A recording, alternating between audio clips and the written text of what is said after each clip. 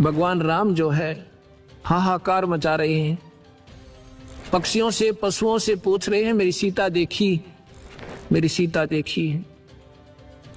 तो हम क्या करते थे, किसी से पूछते थे कि भगवान होकर के ये क्यों रो रहे थे, और क्या उनको मालूम नहीं था कि सीता कहाँ गई। फिर भगवान कैसे, मन में क्या नहीं करते कैसे थे, क्योंकि हम डरते थे कहीं पाप ना लग जाए।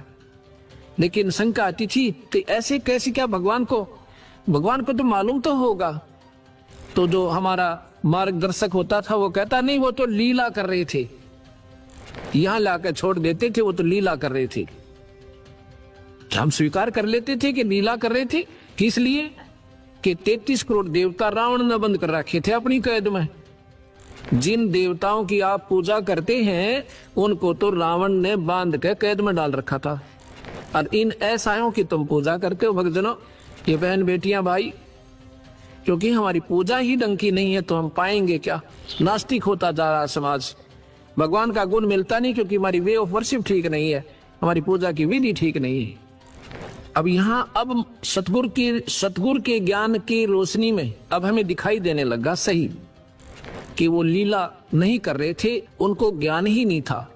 लीला किस लिए करते थे कि 33 करोड़ देवता उसने छुटवाने थे भगवान ने। ये तो मान लेते भी लीला कर दी, सीता उठा ली, माता को उठाया, फिर लीला की आवश्यकता कहाँ रहेगी। बहाना बन गया था, जाते गर्दन दबोच देता जाकर के। अगर बहाना ही बनाना था तो इतना बहुत था। फिर सीता कौन है, जैसे किसी की भैंस गुम हो जा या बकरी गुम हो जा, उसको ढूंढने कोई पूर्व दिशा में, कोई उत्तर दिशा में, कोई दक्षिण दिशा में, और किसी ने पा जा, कोई मुझे वहां मिल गई। ऐसे हीट एंड ट्रायल मेथड से सीता ढूंढी गई।